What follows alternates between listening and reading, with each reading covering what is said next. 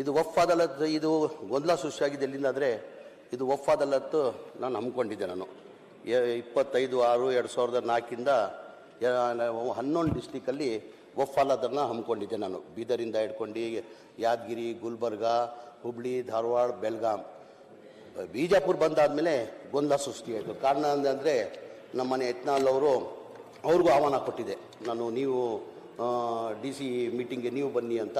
ಅವ್ರು ಯತ್ನಾಳ್ ಅವ್ರು ಬಂದಿಲ್ಲ. 3 ದಿನ ಆದಮೇಲೆ ಅವ್ರು ಗೊಂದಲ ಸೃಷ್ಟಿ ಮಾಡಿ ಈ ರೈತರ ಜಾಗ ಎಲ್ಲ ವಕ್ಫ್ ಬೋರ್ಡ್ ಅವ್ರು ತೊಗೊಂಡು ಬಿಡ್ತಾ ಇದ್ದಾರೆ ಅಂತ ಹೇಳ್ಬಿಟ್ಟು ಒಂದು ಆರೋಪನ ಮಾಡಿರೋದು ತಮಗೆಲ್ಲ ಗೊತ್ತಿರೋದೇ ವಿಚಾರ.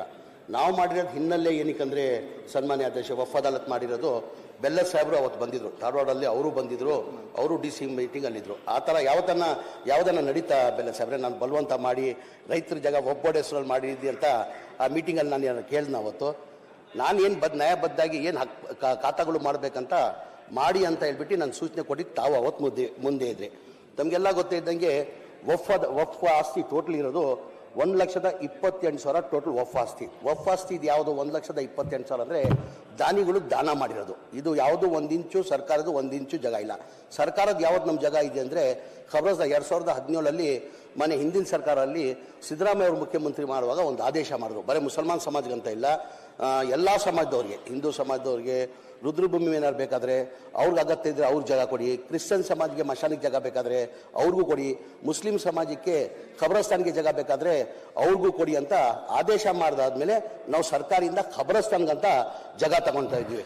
ಅದು ಬಿಟ್ಟು 1 ಇಂಚು ನಾವು ಸರ್ಕಾರಿ ಜಾಗ ನಾವು ಯಾವುದು ವಕ್ಫ್ ಬೋರ್ಡ್ಗೆ ನಾವು ತಗೊಂಡಿಲ್ಲ, ಜಾಗ ಇಲ್ಲ.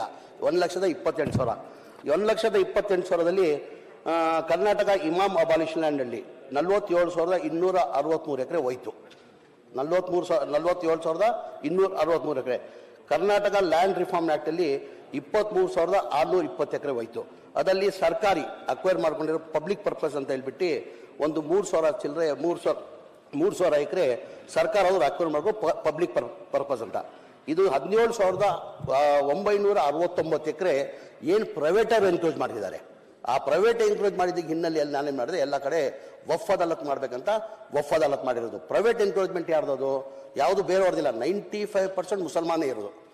ವಫ್ ವರ್ಸ್ ಮುಸಲ್ಮಾನೇ 95%, ಎಲ್ಲೋ 5% ಬೇರೆಯವರಿದ್ದಾರೆ. ನಾವು ಯಾವುದೂ ದೇವಸ್ಥಾನ ಆಸ್ತಿ ಆಗಲಿ ನಮ್ಮ ರೈತರದ್ದು ಇದ್ದಾಗಲಿ ನಾವು ತಗೊಳಕ್ಕೆ ನಮ್ಮ ಹಿನ್ನೆಲೆ ಇಲ್ಲ. ಇದು ವಫ್ ಅದಾಲತ್ ಇದು ನಾನು ಹೇಳ್ಬಿಟ್ಟು ನಾನು ಕಂಪ್ಲೀಟ್ ಮಾಡ್ತೀನಿ. ಏನೀಗ ಬೇರೆಯವರು ಇದನ್ನ ಮಾಡಿ ಅದನ್ನ ಟೇಬಲ್ ಮಾಡಿಯಲ್ಲ, ಟೇಬಲ್ ಮಾಡ್ತೀನಿ ನಾನು. ಯಾರ್ಯಾರು ಒತ್ತುವರಿ ಆಗಿದೆ, ಟೇಬಲ್ ಮಾಡಿ ಟೇಬಲ್ ಮಾಡಿದ್ರೆ ಕ್ಲಿಯರ್ ಆಗಿ ಮಾಹಿತಿ ಕೊಡ್ತೀನಿ ನಾನು. ಎಲ್ಲ ಅದನ್ನ ಇನ್ಯಾರೋ ಮಾಡಿದ್ದಾರೆ ಅಂತ ಮುಚ್ಚಿಟ್ಟು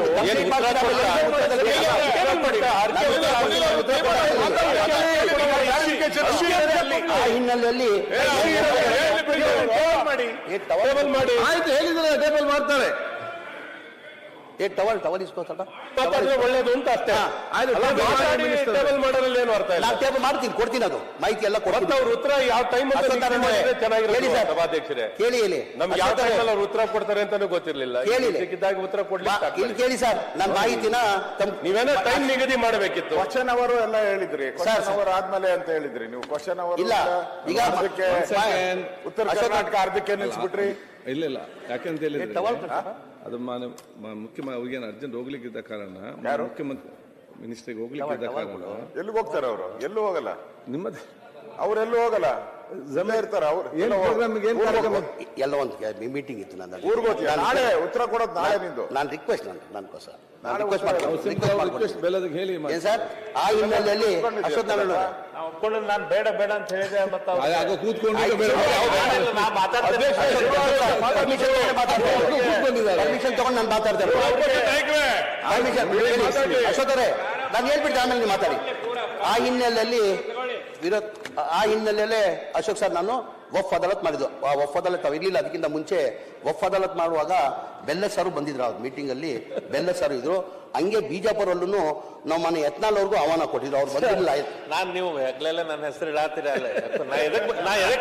ನಾ ಎದಕ್ ಬಂದಿದ್ನಿ ಅಂದ್ರ ಅಲ್ಲಿ ಐತಲ್ಲ, ಏನೋ ನೀವು ನಿಮ್ಮಿಂದ ಮತ್ತೇನು ಅಂತ ಆಗ್ಬಾರ್ದಂತ ನೋಡಕ್ ಬಂದಿದ್ದೆ. ಆ ತರ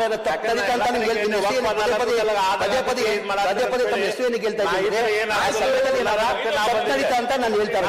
ಹಾಗಾಗಿ ಯತ್ನಾಳ್ ಅವ್ರಿಗೂ ನಾವು ಆಹ್ವಾನ ಕೊಟ್ಟಿದ್ವಿ, ನೀವು ಬನ್ನಿ ಅಂತ. ಯತ್ನಾಳ್ ಲೋಕಲ್ ಅವರಿದ್ರು, ಲೋಕಲ್ ಬಂದಿಲ್ಲ ಅವರು. ಆಮೇಲೆ 3 ದಿನ ಆದ್ಮೇಲೆ ಪ್ರತಿಭಟನೆ ಇಟ್ಕೊಂಡು ಎಲ್ಲ ರೈತರ ಆಸ್ತಿ ಎಲ್ಲ ಒಬ್ಬೊಡಿಗೆ ತೊಗೊಂಡ್ಬಿಡ್ತಾವ್ರೆ. 2000 ಎಕರೆ ಅಂತಾರೆ ಯಾವುದೋ ಊರಲ್ಲಿ, 2000 ಎಕರೆ ಅಂತ ಹೇಳ್ಬಿಟ್ಟು ಪ್ರೊಟೆಸ್ಟ್ ಮಾಡಿರೋದು ತಮಗೆಲ್ಲ ಗೊತ್ತಿದೆ, ಈ ರಾಜ್ಯ ಜನಕ್ಕೆ ಗೊತ್ತಿದೆ. ಆಮೇಲೆ DC ಅವನೇ ಹೇಳಿಕೆ ಕೊಟ್ಟರು, ವಿಡಿಯೋ ಮುಖಾಂತರ DC ಅವರು ಹೇಳಿಕೆ ಕೊಟ್ಟರು.